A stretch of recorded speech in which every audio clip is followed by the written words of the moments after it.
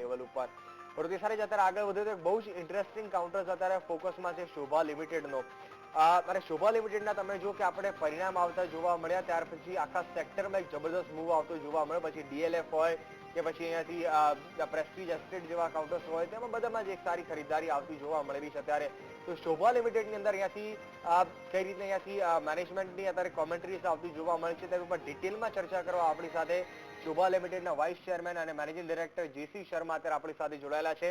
Sir आपका बहुत बहुत शुक्रिया सर हमारे साथ जुड़ने के लिए। सर सबसे पहले तो आपको बहुत ही कांग्रेचुलेशन क्योंकि जीएसटी और उसके बाद पहले डिमोनेटाइजेशन काफी डिस्ट्रप्शन था इस इंडस्ट्री के अंदर लेकिन आपका रियलाइजेशन जो है वो पिछले 9 क्वार्टर के सबसे हाईएस्ट लेवल के ऊपर है तो एक ऑपरेशनली खूब सॉलिड परफॉर्मेंस जो है आपने दिखाया हुआ है। लेकिन ओवरऑल हाइलाइट्स क्या रही है सर इस पूरे तिमाही की उसके ऊपर आप बताएं रेवेन्यू ग्रोथ कैसा है, एबिटा मार्जिन्स कैसे और प्रॉफिटेबिलिटी कैसे पैन आउट हुई इस पूरे क्वार्टर के अंदर। धन्यवाद आपका और आपके व्यूअर्स का।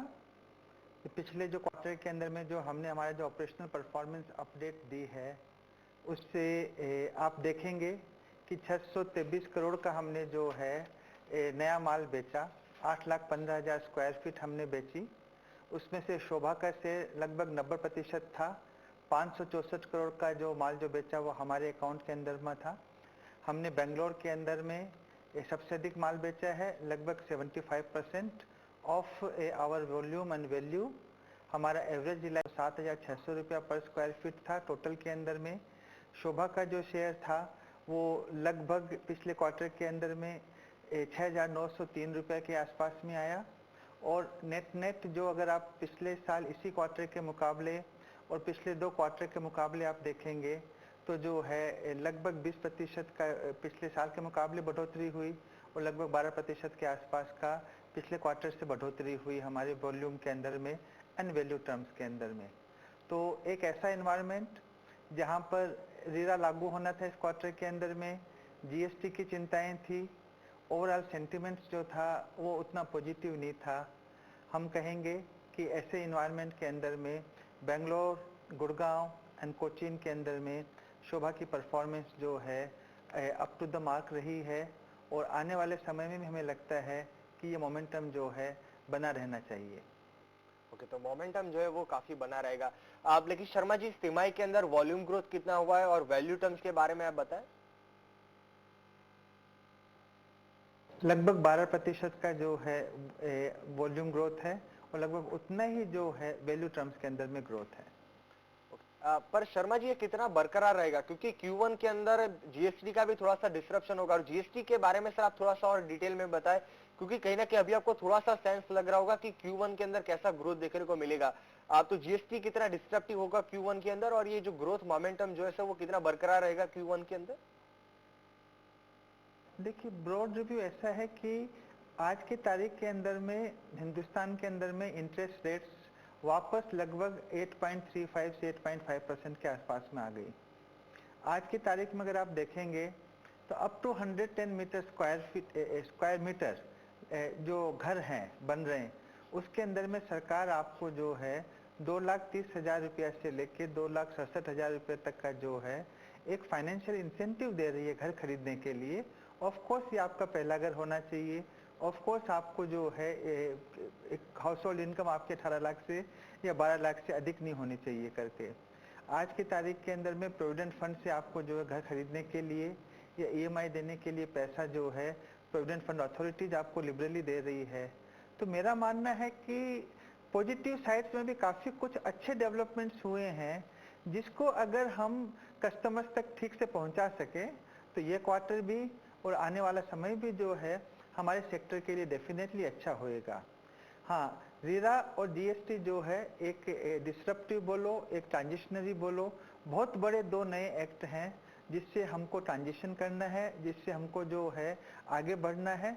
उसमें इंडस्ट्री लेवल के अंदर में कहीं कुछ जो है एक तकलीफें आ सकती है, कहीं कुछ चीज़ें जो है सामने उभर के आ सकती है, चैलेंजेस रहेंगे, बट ऑर्गेनाइज सेक्टर और हमारी जैसी कंपनियों को नेट इन 2 एक्ट से जो है लाभ ज़्यादा मिलेगा। जो 2-3 महीने की जो तकलीफ है वो एक ओवरऑल बेनिफिट के मुकाबले हम सोचते हैं कि हमें सहन करना चाहिए और आगे का फ्यूचर को अच्छा मान के जो है खुशी खुशी इसको अगर एम्ब्रेस करते हैं तो हमारे लिए भी और इंडस्ट्री के लिए भी और कस्टमर्स के लिए भी ठीक रहेगा। ओके। तो शर्मा जी, अगर मैं बहुत ही सिंपल टर्म्स के अंदर मैं समझने की कोशिश करूं कि डिमोनेटाइजेशन के बाद कहीं ना कहीं जो ये अनऑर्गेनाइज मार्केट जो था उसके ऊपर काफी सारा प्रॉब्लम्स क्रिएट हुआ, उसके बाद जीएसटी आएगा तो ऑर्गेनाइज मार्केट और भी काफी सारा सॉलिड होगा, तो ये जो पूरा कंसोलिडेशन होगा उसके अंदर कहीं ना कहीं ये मानना अभी सही होगा कि जो वर्स्ट केस जो था पूरे रियल एस्टेट इंडस्ट्री के अंदर वो कहीं ना कहीं अभी ये दौर जो है वो खत्म हो रहा है और कहीं ना कहीं हम साइकिल जो है वो रिवाइज साइकिल हो रही है इधर से, ये समझना सही होगा? लगभग खत्म हो चुका है। ये क्वार्टर जो है ट्रांजिशन का रहेगा, जीएसटी का, रेरा का, क्योंकि कई स्टेट्स में अभी भी जीएसटी लॉ जो है वो क्लियर नहीं है, इम्प्लीमेंट नहीं हुए हैं, अथॉरिटीज या वेबसाइट जो है उसके बारे में जो है जानकारी मालूम नहीं हुई है, तो उस तरह के चैलेंजेस डेफिनेटली रहेंगे। बट मैं बिग कंटेक्स्ट बता रहा हूँ कि 2-3 महीने का अगर डिसरप्शन अगर होता भी है संभावनाएं है कि हम लोग सब स्मूथली ट्रांजिशन करेंगे, बट अगर होता भी है तो भी इसके बाद में जैसा आपने बताया निश्चित रूप से रियलिटी सेक्टर के अंदर में डिमांड अच्छी दिखेगी और ऑर्गेनाइज प्लेयर्स के लिए जो है एक मार्केट साइज है वो क्रमशः बड़ा होना शुरू हो जाएगा। आपने जिक्र किया शर्मा जी कि कहीं ना कहीं रियलाइजेशन जो है वो काफी बेहतरीन हुआ और पिछले 9 क्वार्टर के मुकाबले सबसे हाईएस्ट रियलाइजेशन जो है इस क्वार्टर के अंदर हुआ है। तो कौन से प्रोजेक्ट्स के अंदर सर सबसे ज्यादा रियलाइजेशन हुआ है कंपनी को? नहीं, हमारा एक प्रोजेक्ट बेंगलोर के अंदर में है इंद्रप्रस्थ, उसमें जो है अच्छा रियलाइजेशन हमें मिल रहा है 10,000 रुपये के आसपास का। हमारे गुड़गांव के जो प्रोजेक्ट्स हैं, हमारे जो कोचीन के जो प्रोजेक्ट्स हैं वहाँ पर भी हमको 10,000 के आसपास का रियलाइजेशन मिल रहा है। मरीना के अंदर में, मरीना 1 कोचीन में है, इंटरनेशनल सिटी गुड़गांव के अंदर में है, बेंगलोर में ग्रैंडियर और पैलेडियन में भी अच्छा रियलाइजेशन मिल रहा है। इसके साथ साथ में बेंगलोर में ड्रीम मेकर्स जो एक अफोर्डेबल हाउसिंग के अंदर में हमने एक बड़ा प्रोजेक्ट लॉन्च किया है, उसमें भी सेल्स काफ़ी अच्छी जा रही है और मोमेंटम अभी तक कंटिन्यू कर रहा है।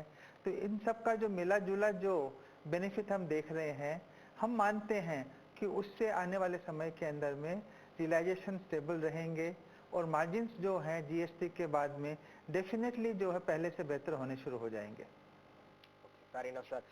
शर्मा जी, मैं एक क्विकली छोटा सा ब्रेक ले लेता हूँ, ब्रेक के बाद अपना जो नंबर्स के ऊपर जो हम बातचीत जारी रखेंगे। क्विकली नाको ब्रेक ले लिया ત્યારે મેનેજમેન્ટ આપણી સાથે જોડાયેલા છે। 9 ક્વાર્ટરની અંદર સૌથી ઊંચું રિયલાઇઝેશન આવતું જોવા મળી રહ્યું છે।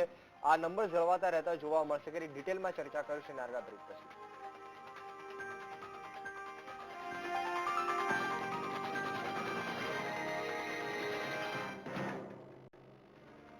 નમસ્કાર, નાનકા બ્રેક પછી આપનું સ્વાગત છે। અત્યારે આપણી સાથે શોભા લિમિટેડના વાઇસ चेयरमैन અને मैनेजिंग डायरेक्टर जेसी शर्मा અત્યારે આપણી સાથે જોડાયેલા છે।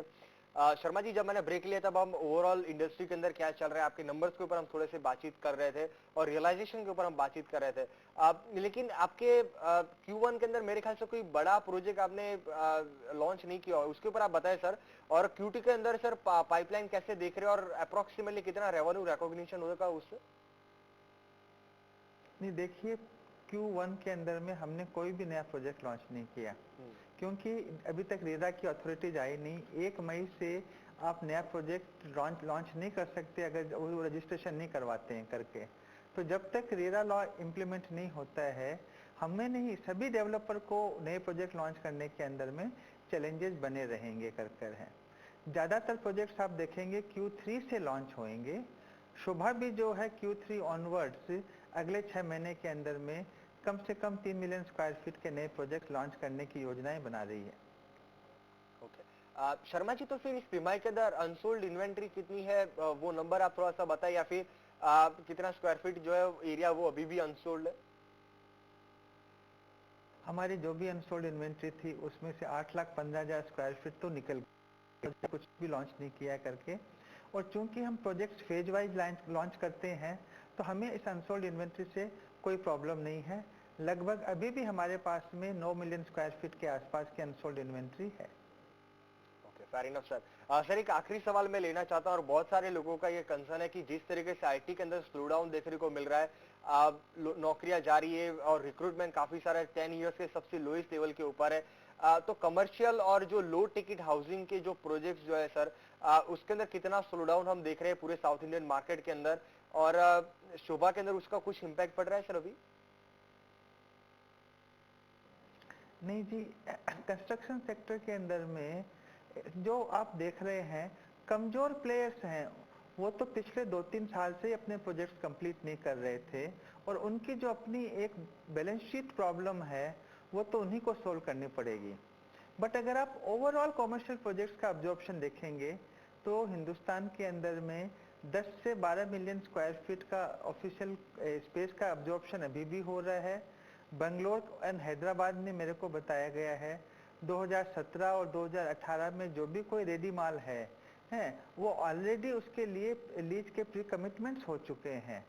तो मैं तो मानता हूं कि आने वाले समय में जैसे ही इंडिया की इकोनॉमिक ग्रोथ और ये जो रियलिटी में जो रीरा और जीएसटी रिलेटेड चैलेंजेस एक बार मैंने बैक सीट ले लेती है और हम स्मूथली ट्रांजिशन कर पाते हैं, तो रियलिटी सेक्टर तो शायद सबसे अधिक जॉब्स क्रिएट करेगा आने वाले समय में।